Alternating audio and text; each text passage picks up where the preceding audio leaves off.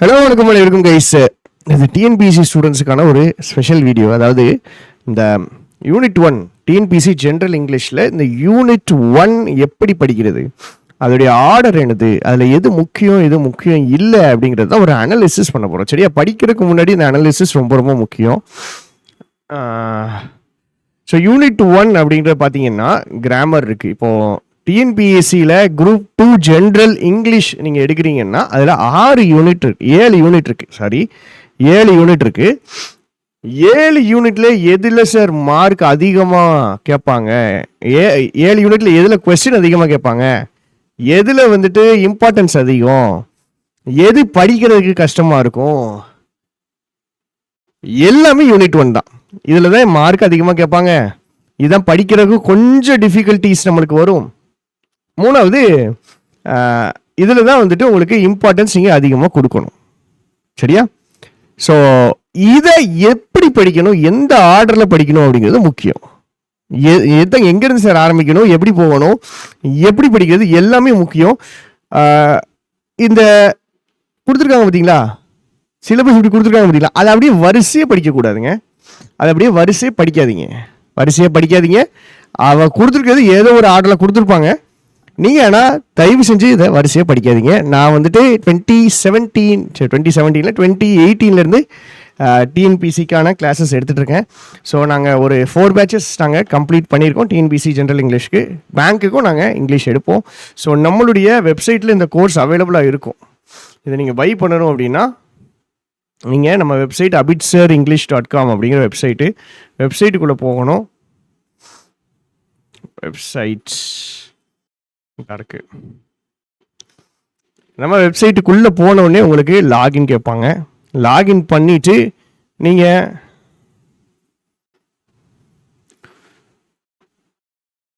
இதில் ஐயோ admin panel என்னடா பண்ணுற அப்படின்ட்டு இருக்குது. அட்மின் பேனலில் லாகின் பண்ணிட்டேன். இந்த இருக்குது. இது லாகின் பண்ணோடனே பிளானுக்கு போகணும். பிளான்னு ஒரு ஆப்ஷன் இருக்கும். இந்த பிளானில் வந்துட்டு இந்த இருக்குது ஜென்ரல் இங்கிலீஷ் கம்ப்ளீட் பிளானில் போனீங்கன்னா இதில் உங்களுக்கு 2 கம்ப்ளீட் கோர்சஸ், ஏற்கனவே இதில் ஒரு 5000 கொஷின் இருக்கிற ஒரு டெஸ்ட் பேட்ச் இருக்குது. இதில் இருக்கிற எல்லா டாப்பிக்குமே டீச் பண்ண கிளாஸஸ் இங்கே இருக்குது. ஸோ இது உங்களுக்கு ஃபுல்லி அவைலபிளாக இருக்கும். ஒரு வருஷத்துக்கு நீங்கள் பை பண்ணுறதுலேருந்து ஒரு வருஷத்துக்கு அவைலபிளாக இருக்கும். 2899க்கு அவைலபிளாக இருக்கும். சரியா? சரி, தனித்தனியாக வாங்கணும் அப்படின்னு கேட்டிங்கன்னா தனித்தனியாகவும் நீங்கள் பை பண்ணிக்கிடலாம். அதுக்கு நீங்கள் கோர்சஸில் போய் பை பண்ணணும். பிளானில் போனீங்கன்னா இப்படி சேர்ந்து மொத்தமாக பை பண்ணலாம். பட் என்னுடைய சஜஷன் வந்துட்டு இஃப் பாசிபிள் சேர்ந்து பை பண்ணுங்கள். சரிங்களா? ஸோ உங்களுக்கு ரெண்டுமே கவர் ஆயிரும். இதில் பார்த்தீங்கன்னா எல்லா டாப்பிக்கும் யூனிட் பை யூனிட் டீச் பண்ணியிருப்போம். இந்த 2026க்குமே கிளாஸஸ் நாங்கள் போட ஆரம்பிச்சிட்டோம். ஏன்னா சில பேர் என்ரோல் பண்ணிட்டாங்க. ஸோ வேணும் அப்படின்னா நீங்கள் யூஸ் பண்ணிக்கலாம். யூடியூப்பில் நம்மளுக்கு கிளாஸஸ் வரும். கொஞ்சம் கிளாஸஸ் வந்துக்கிட்டே தான் இருக்கும். இந்த வருஷம் கண்டிப்பாக நல்ல டைம் இருக்குது. 6 months இருக்குன்னு போது நான் நிறைய விஷயங்கள் யூடியூப்பில் சொல்லிக் கொடுக்கலாம் அப்படின்னா பிளான் பண்ணி வச்சுருக்கேன். உங்களுக்கு சரி இந்த டாபிக் சொல்லித்தாங்க, இந்த விஷயம் சொல்லித்தாங்கன்னு இருந்துச்சுன்னா கண்டிப்பாக எனக்கு கமெண்ட் பண்ணுங்கள். சரியா? ஸோ யூனிட் 1 பொறுத்த வரைக்குங்க இந்த ஆர்டரில் படிக்கக்கூடாதுங்க. சரியா?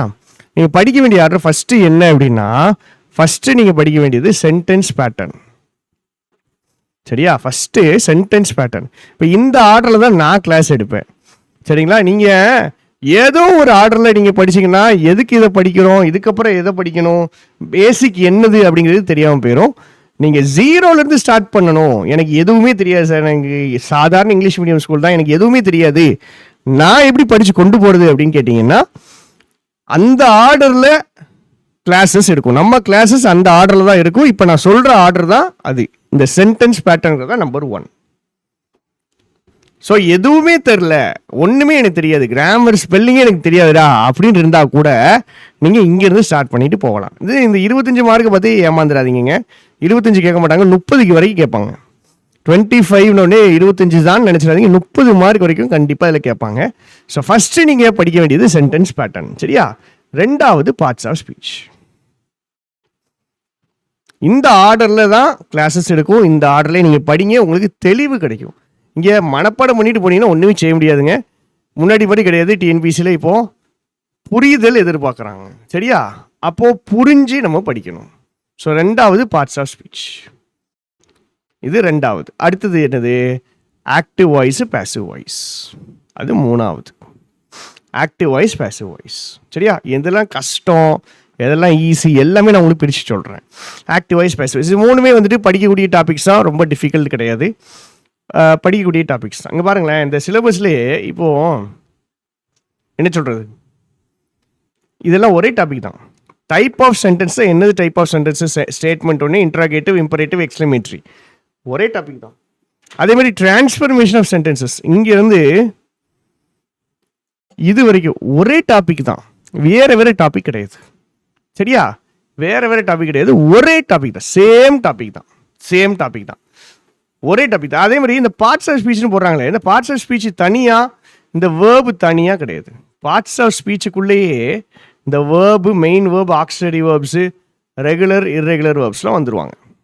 இங்கே எல்லாருமே வந்துடுவாங்க. சரியா, ஸோ பார்ட்ஸ் ஆஃப் ஸ்பீச்சில் கீழேயே யார், verbs, main verb, regular verbs எல்லாருமே வந்துடுவாங்க. அப்போது ஃபஸ்ட்டு எதை படிக்கணும், சென்டென்ஸ் பேட்டர்ன். அதுக்கப்புறம் பார்ட்ஸ் ஆஃப் ஸ்பீச்சு, இந்த வேர்பு, மெயின் வேர்பு, அவன் அவ்வளோ பேரையும் படிக்கணும். அடுத்தது ஆக்டிவ் வாய்ஸ், பேசிவ் வாய்ஸ். சரியா, அடுத்து active voice, passive voice. Active voice, passive வாய்ஸ்க்கு அப்புறம் எங்கே போகிறது சார், ஆக்டிவ் வாய்ஸ், பேசிவ் வாய்ஸ்க்கு அப்புறம் கொஸ்டின் டேக்ஸ். கொஸ்டின் டேக் இருக்கிறதுல ஈஸியான டாப்பிக்கு, 1 மணி நேரம் படிச்சிங்கன்னா எவ்வளோ அட்வான்ஸ் லெவலுக்குனாலும் படிச்சிடலாம். பட் போன வருஷம் கஷ்டமாக தான் கேட்டாங்க, ஈஸியாக கேட்கல, கஷ்டமாக தான் கேட்டாங்க, பட் படிச்சிடலாம். சரியா, ஸோ ஈஸியான டாபிக் அப்படிங்கும்போது அதை பச்சையில் தான் நான் எழுதுறேன், பச்சை பச்சை. இது எல்லாத்துலேயுமே நீங்கள் ஸ்கோர் பண்ணிடலாம். இந்த 4 டாப்பிக்கை முடிச்சிட்டிங்க அப்படின்னாலே ஒரு பேசிக் முடிஞ்சிட்டுங்க. சரிங்களாங்க, என்ன முடிஞ்சிட்டு, ஒரு பேசிக் முடிஞ்சிட்டு. 4 5வது டாப்பிக்கையும் சேர்த்துருவோம், இது கூட இன்னொரு டாபிக் சேர்த்துருவோம், டைப்ஸ் ஆஃப் சென்டென்சஸ். இந்த 5 டாபிக் முடிச்சிட்டிங்கன்னா பேசிக் முடிஞ்சிட்டு. டைப்ஸ் ஆஃப் சென்டென்சஸ்ஸு கொஸ்டின் டேக்காவது 1 மணி நேரம் படிக்கணும். டைப்ஸ் ஆஃப் சென்டென்சஸ்ஸு அரை மணி நேரம் இல்லை, 1/4 மணி நேரம் படித்தா போதும், முடிஞ்சிடும். அவ்வளோதான். இவ்வளோதான் டிஃபிகல்ட்டி, ஈஸி லெவலில் தான் இருக்கும். நீங்கள் போட்டு போராடி சண்டை போட்டு கஷ்டப்படணும் அப்படிலாம் கிடையாது, ரொம்ப ஈஸி லெவலில் தான் இருக்கும். ஸோ இந்த 5 தான் உங்களுக்கு ஃபவுண்டேஷன் நான் சொல்லுவேன். நல்ல ஒரு foundation, scoring area, full mark எடுக்கணும் அப்படிங்கிற ஏரியா எல்லாமே இந்த 5 தான். சரியா, இந்த 5 தான். இப்போ இதுக்கப்புறம் தான் நம்ம செகண்ட் லெவலுக்கு போகிறோம், இன்டர்மீடியட் லெவல். இது ஈஸி லெவலில் வைப்போம். அடுத்தது இன்டர்மீடியேட், மஞ்சள் கலரில் நான் அடிக்கிறேன். இன்டர்மீடியேட் லெவலில் யாரெல்லாம் இருக்கா, கொஞ்சம் கஷ்டம் சார் அப்படிங்கிற மாதிரி இருக்கக்கூடிய யாரெல்லாம், இந்த இன்ஃபினிட்டிவ் ஜெரண்ட் பார்ட்டிசிபிள் இவன் இருக்கா பார்த்தீங்களா, இவன் கொஞ்சம் பிரச்சனை பண்ணக்கூடிய ஆள், பிரச்சனை பண்ணுவான். இவன் படித்ததுக்கப்புறம் நீங்கள் நேராக சிம்பிள் காம்பவுண்ட் காம்ப்ளெக்ஸ். இங்கே பாருங்கள், டைப் ஆஃப் சென்டென்சஸில் ஸ்டேட்மெண்ட், இன்ட்ராகேட்டிவ், இம்பரேட்டிவ், எக்ஸ்க்ளமேட்டரி, அதுவும் டைப் ஆஃப் சென்டென்ஸ், அது வேறு டைப்பு. அந்த டைப் ஆஃப் சென்டென்ஸும் இருக்குது. இங்கே வேறு type of sentence, simple compound complex. So இன்டர்மீடியேட்டில் யாரெல்லாம் இருக்கான்னா, இந்த ஆர்டர் பார்த்துக்கிட்டுக்கமா, ஆர்டர் முக்கியம். 1 2 3 4 5 எழுதுற பாருங்க. Sentence pattern, parts of speech, active voice, passive voice, question tag, அப்புறம் டைப்ஸ் ஆஃப் சென்டென்ஸ். இந்த டைப் ஆஃப் சென்டென்ஸ் இது ஸ்டேட்மெண்ட், இன்ட்ராகேட்டிவ், இம்பரேட்டிவ், எக்ஸ்க்ளமேட்டரி. இன்டர்மீடியேட்டில் அடுத்தது என்னன்னா இன்ஃபினிட்டிவ் ஜெரண்ட் பார்ட்டிசிபிள். அடுத்தது சிம்பிள் காம்பவுண்ட் காம்ப்ளெக்ஸ். இவன் படிச்சுட்டு அப்படியே கண்டினியூ பண்ணி ஃப்ரேஸு கிளாஸ். யாரு, phrase class.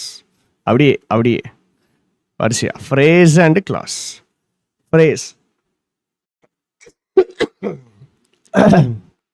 phrases and classes. அடுத்தது concord.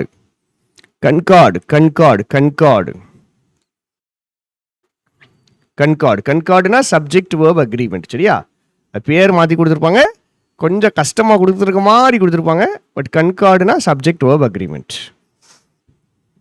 அப்புறம் ஃபைனலாக இந்த டிகிரிஸ் ஆஃப் கம்பேரிசன். இங்கே பாருங்கள், இது ஃபுல்லாகவே டிகிரிஸ் ஆஃப் கம்பேரிசன் தான். நீங்கள் நினைக்கிற மாதிரி இதில் 50 டாபிக்லாம் கிடையாது. இதில் வந்து டாபிக் கவுண்ட் எடுத்திங்கன்னா 15 தான் இருக்கும். பார்க்க தான் பெருசாக இருக்கிற மாதிரி இருக்கும். 20 நாளில் ஆக்சுவலாக ஒரு நாளைக்கு 1 மணி நேரம் போட்டு ஒரு ஃபவுண்டேஷன் இதுக்கு அண்டர்ஸ்டாண்ட் பண்ணிடலாம்.